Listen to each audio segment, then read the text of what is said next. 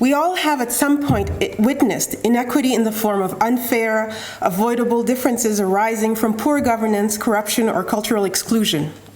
We have also witnessed inequality in the form of the uneven distribution of wealth.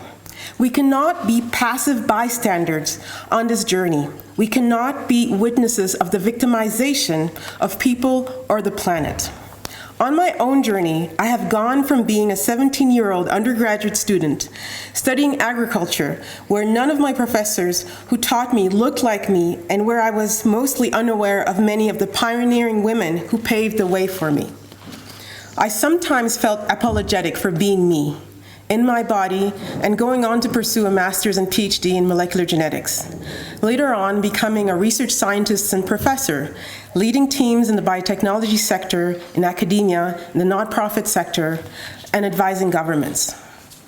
As the first African woman to head a CGIAR center, I'm today the dream of my 17-year-old self. I have had the opportunity between now and then to learn about and work with many pioneering scientists that came from marginalized backgrounds. The power of knowing that leadership can look like any one of us, without bias, as we navigate the digital age is not to be underestimated.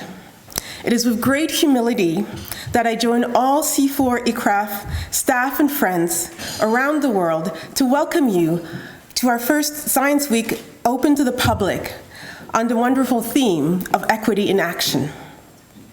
This matters to me as an African woman scientist. It matters to the countless smallholder farmers around the world that we at CIFOR-ICRAF strive to support. It matters to the wisdom keepers around the world, from local communities and indigenous populations we work with, and to all levels of intersectionality we interact with. The work we are doing is important for the world today, but also for future generations and for the planet. How we help harness the power of trees, forests, and agroforestry landscapes to address the most pressing global challenges of our times: biodiversity loss, climate change, food security, livelihoods, and inequality is critical for us to embody equity in action. And the just transition we are engaged in is important to bring forward hope through our work, our partnerships, our interdependence, and how we elevate nature. It will depend on how we translate science into solutions that impact achieving the Sustainable Development Goals by 2030. As an organization, it's key we recognize that achieving equity and inclusion is not just the right thing to do, but it is also essentially for the success of our work. And it's critical that we ensure that we are operating in a fully equitable and inclusive way. To create a more equitable and just world, we first must recognize that inequality exists.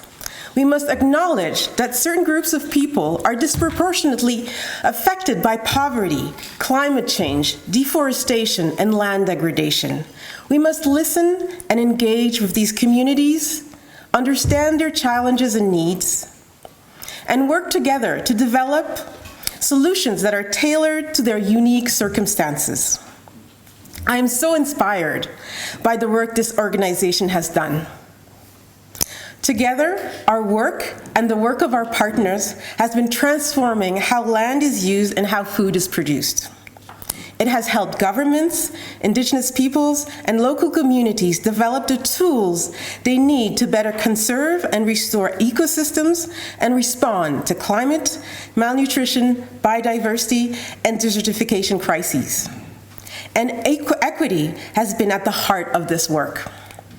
CIFOR-ICRAF's work is guided by a mission to solve 5 global challenges.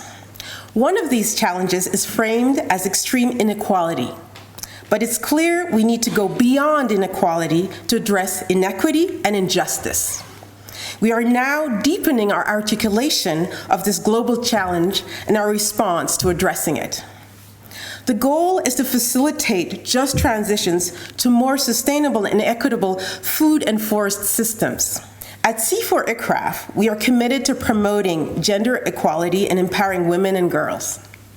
We recognize that gender equality is not just a women's issue, but it is a human rights issue.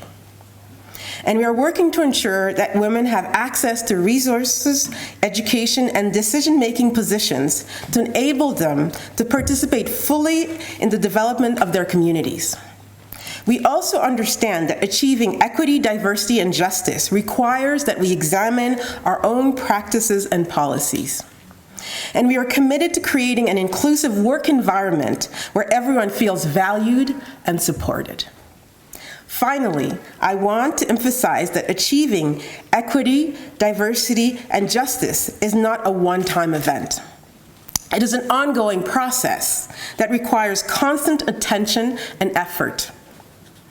As an organization, we will continue to learn and grow, to challenge ourselves, and to hold ourselves accountable. I am excited about the journey ahead and the opportunity to work with all of you to create a more equitable and just world.